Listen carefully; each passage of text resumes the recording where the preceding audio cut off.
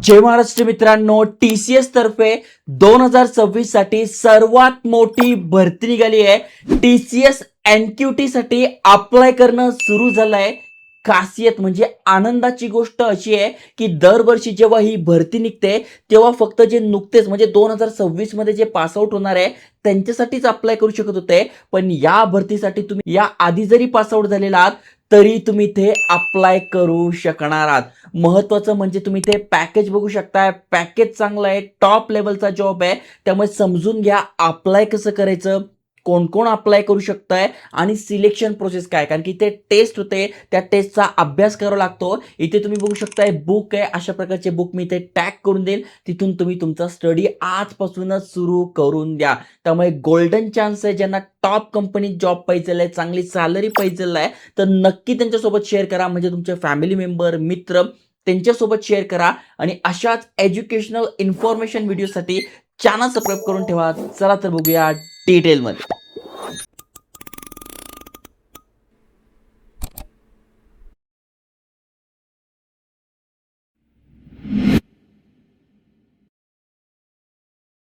मित्रांनो, तुम्हाला स्क्रीनवर टीसीएस कंपनीचं ऑफिशियल करिअर पेज दिसून जाईल. जसं की तुम्ही ते वाचू शकतात.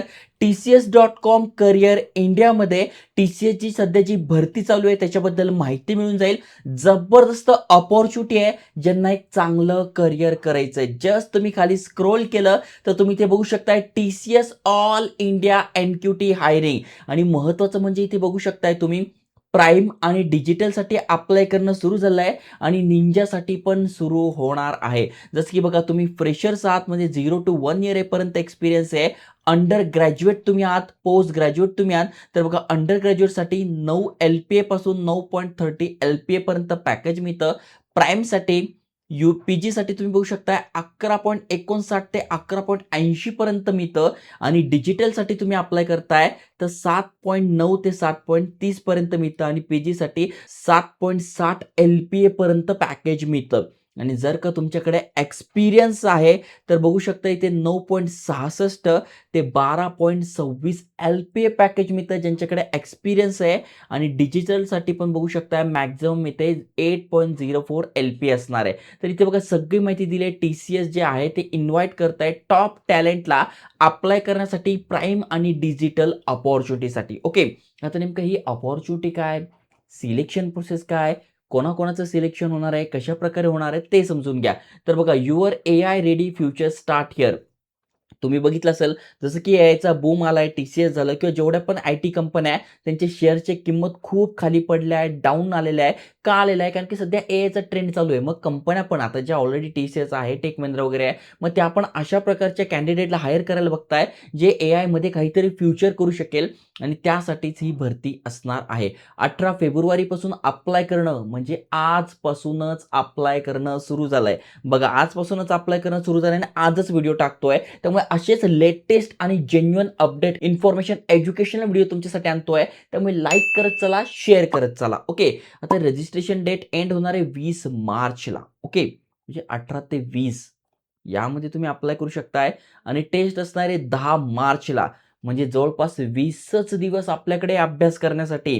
मग त्यासाठी ते बुक आहे मी टॅग करून दिलंय. इथून तुम्ही अभ्यास सुरू करा. पुढे जाऊन कशा प्रकारे ते बुक्स आहे, कुठले कुठले टॉपिक आहे, सिलेबस आहे त्यांनी दिलेलंच आहे, पण तुम्ही ते सुरू करून द्या. ओके, आता नेमका काय आहे, कसं आहे, त्याची अपॉर्च्युनिटी बद्दल माहिती दिलेली आहे.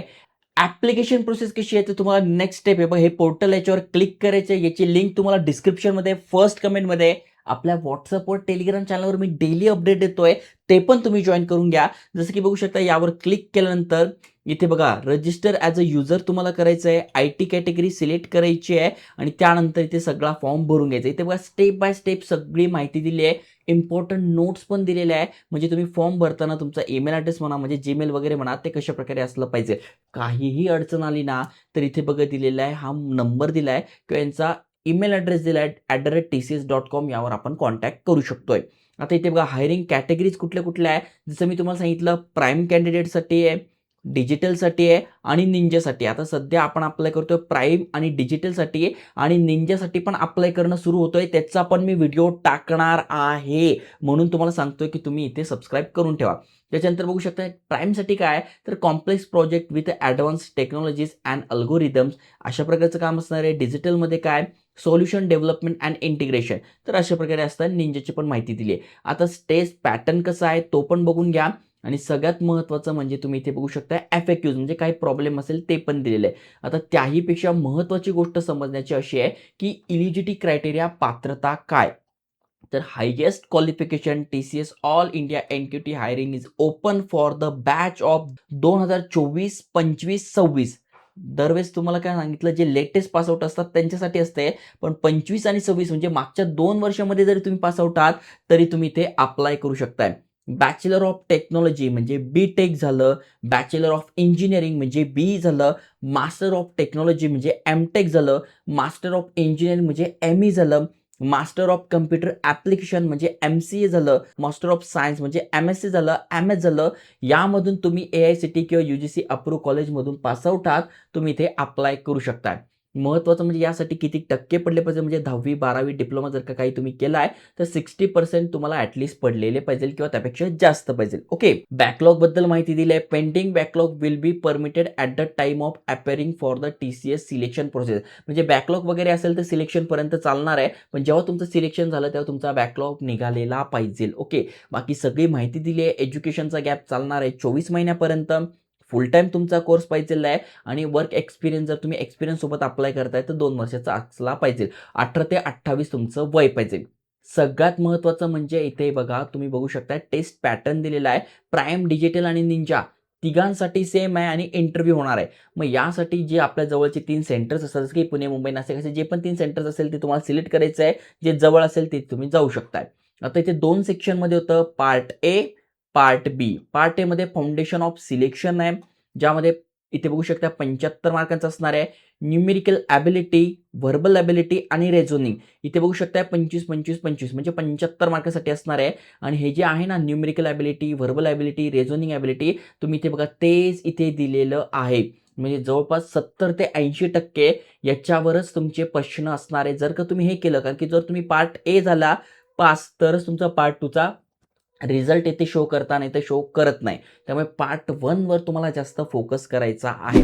मग याचं बुक मी इथे टॅग करून दिलं आहे. त्याच्यानंतर ॲडव्हान्स सिलेक्शनसाठी तुम्ही इथे बघू शकताय ॲडव्हान्स क्वांटिटेटिव्ह अँड रिझनिंग असणार आहे आणि कोडिंग असणार आहे, ज्याच्यासाठी 190 असणार आहे. 25 प्लस 90 अशा प्रकारे टोटल इथे तुम्ही बघू शकताय किती आहे, 190 मार्कांसाठी असणार आहे. बाकी सगळी माहिती दिलेली आहे, सिलेक्शन प्रोसेस दिली आहे. जस्ट तुम्ही FAQs वर जाऊन सगळी माहिती बघू शकताय. लास्ट डेट 20 मार्च आहे. 10 मार्चला एक्झाम आहे. त्याच्यानंतर पॅटर्न कसं आहे ते दिलं आहे. टोटल किती मिनिटाची परीक्षा आहे त्याची माहिती दिलेली आहे. BPS IT ITला तुम्हाला अप्लाय करायचं आहे. त्याच्यानंतर काही अडचण असेल ते दिलं आहे. OTP बद्दल माहिती दिली आहे. You are requested to use desktop or laptop, म्हणजे लॉग इन करताना लॅपटॉप डेस्कटॉपवरून तुम्हाला करायचं आहे. अप्लाय कसं करायचं आहे त्याची माहिती दिलेली आहे. संपूर्ण प्रश्नांची उत्तर इथे दिले.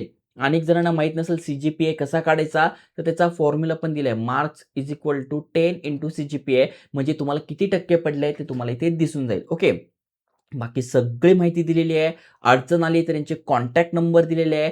तुम्ही जे पण डॉक्युमेंट अपलोड करणार आहात त्याची साईज किती पाहिजे, काय किती पाहिजे त्याची पण माहिती दिली आहे. आता अप्लाय कसं करायचं, तर जस्ट तुम्हाला या क्लिक करायचं आहे, लिंक डिस्क्रिप्शनमध्ये टाकली आहे. त्यानंतर हे पेज ओपन होईल. रजिस्टर नाव म्हणायचं आहे. आता बघा BPS साठी अप्लाय नाही करायचं तर IT साठी अप्लाय करायचं आहे, तर या चिन्हावर तुम्हाला क्लिक करायचं आहे.